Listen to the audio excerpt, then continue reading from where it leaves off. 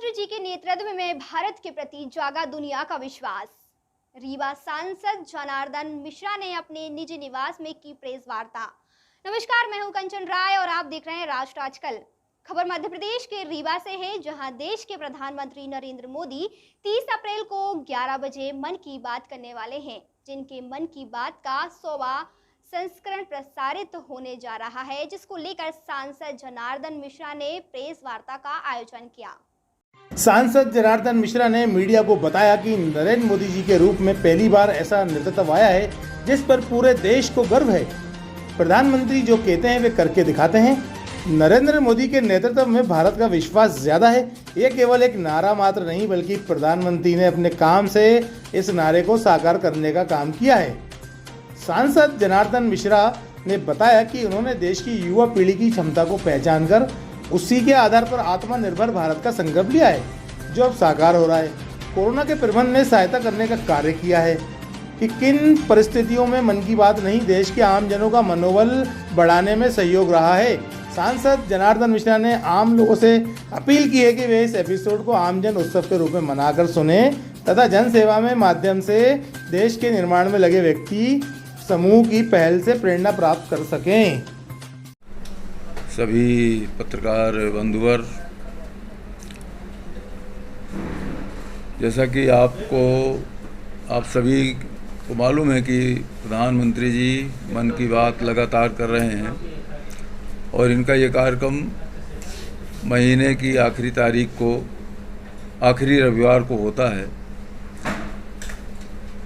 इस वर्ष इस महीने का भी रविवार 30 अप्रैल को हो रहा है और ये 100वां संस्करण है उनका। और ये आज तक का रिकॉर्ड है किसी भी राजनेता का लगातार इस तरह से जनसंवाद इतने वर्षों तक लगातार होना अपने आप में भी एक रिकॉर्ड है। आज तक किसी भी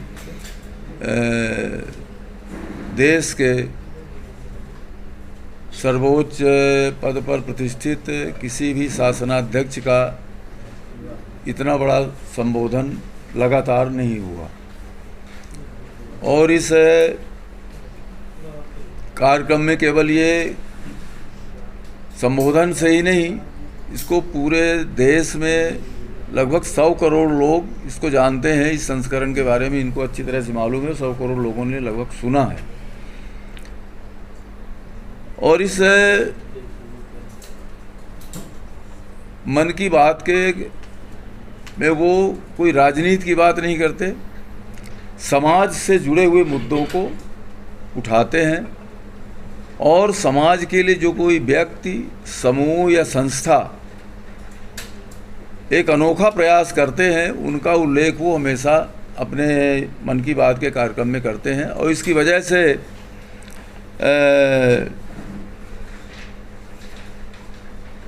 उनके इस प्रेरणादायी उद्बोधन से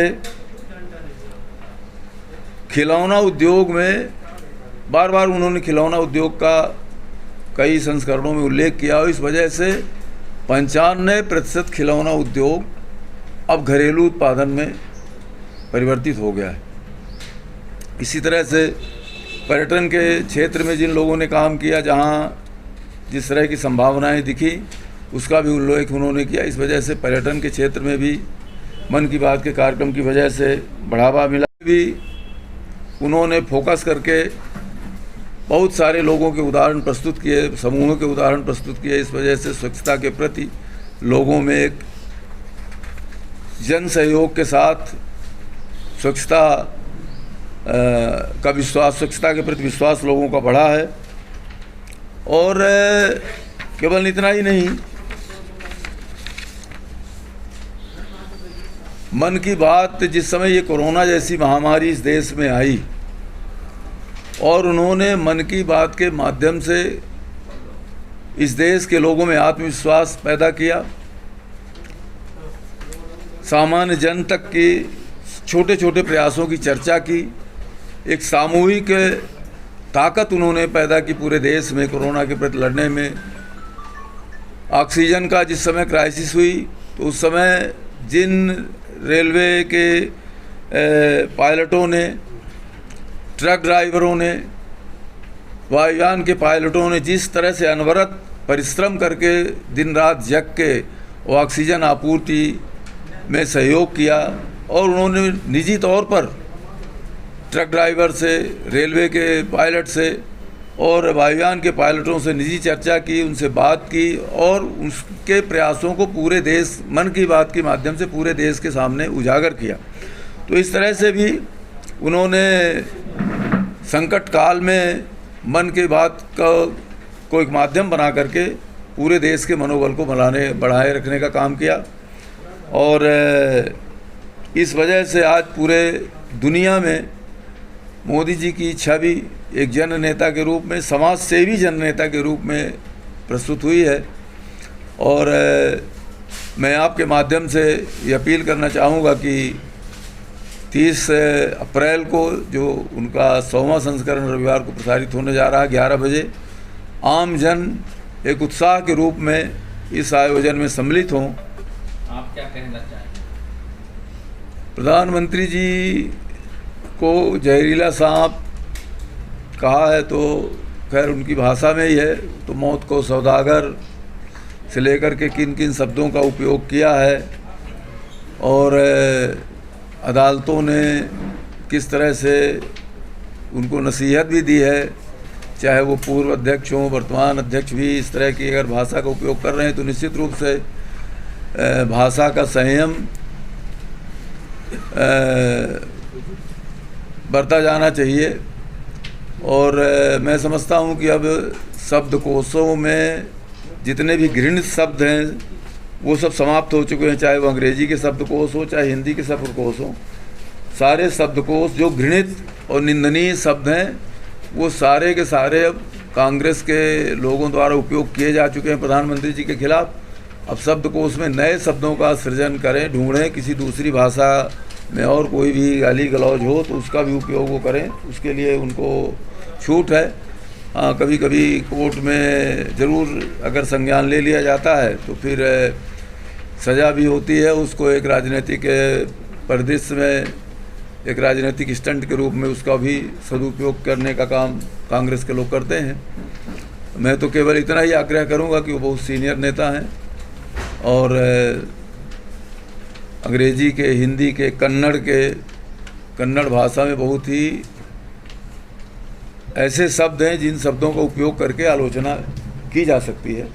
और हमारे स्वर्गीय नेता भारत अटल बिहारी वाजपेयी जी हों, चाहे आज के नेता मोदी जी हों, या कि हमारी और भी दूसरे नेता लोग रहे हैं, आलोचना करते रहे हैं, लेकिन शब्दों की मर्यादा को कभी लांघा नहीं है हम लोगों ने। और हमारा छोटे से छोटा भी कार्यकर्ता कभी भी अपमानजनक भाषा का उपयोग हम लोग नहीं करते हैं। तो उनसे भी यही आशा है कि एक विपक्ष के नेता के रूप में, विपक्षी पार्टी के अध्यक्ष के रूप में शालीन भाषा का उपयोग करेंगे तो बेहतर होगा और नई पीढ़ी को भी प्रेरणा मिलेगी। इन 400 स्टेशनों से वंदे भारत चलाया जाना, उसमें रीवा भी जुड़ा हुआ है बहुत पहले से ही, जब से नोटिफिकेशन हुआ है। अब अभी तो रीवा का जो रेलवे स्टेशन है उसके स्ट्रक्चर का निर्माण हो रहा है और मैं समझता हूँ कि रीवा से भी वंदे भारत चलेगी। नहीं, मतलब रेलवे वालों का ऐसा कहना था कि रैक नहीं है और उसके 24 घंटे बाद ही केरल से चल गई। नहीं, रैक तो अलॉट होते हैं ना हर जगह के लिए, तो केरल के लिए पहले से अलॉट रहा होगा तो वहाँ मिल गई होगी। अभी रीवा का तो अभी विकास हो रहा है, मैं समझता हूँ जुलाई अगस्त तक में पूरा स्ट्रक्चर एक बन जाएगा। अभी आपने देखा होगा कि एसी मेंटेनेंस कोच भी, एसी मेंटेनेंस सेट नहीं बन पाया है। 24 से पहले की चलने की उम्मीद है। 24 अब उम्मीद पर ही तो दुनिया टिकी है, हम भी उम्मीद पर ही हैं। पूर्व मुख्यमंत्री दिग्विजय सिंह ने खुद को बीजेपी के लिए कोरोना बताया। अब वो अपने को कोरोना कहें, क्या कहते हैं भगवान जाने। वो अब मैं इस बारे में कि वो कोरोना है कि किसके लिए कोरोना है, वो तो वैक्सीन के माध्यम से कोरोना को मारने का काम भारतीय जनता पार्टी की सरकार ने बहुत अच्छे तरीके से किया है। और दुनिया में सबसे ज़्यादा वैक्सीनेशन मोदी जी की सरकार ने किया है। और अगर वो कोरोना है तो वैक्सीन है उसके इंतजाम के लिए। आपके गृह मंत्री अमित शाह जी कुर्सी अब जहाँ जहाँ कांग्रेस या गैर भाजपाई सरकारें बनी है वहाँ दंगों का इतिहास लंबा रहा है। अब तो पड़ोसी प्रदेश के हम लोग हैं, पड़ोसी ज़िला यहीं पर है इलाहाबाद प्रयागराज। तो देखा है कि जब जब कांग्रेस की या कि कांग्रेस के इतर क्षेत्रीय दलों की सरकारें रही हैं तब तब दंगे हमने भुक्तभोगी हैं।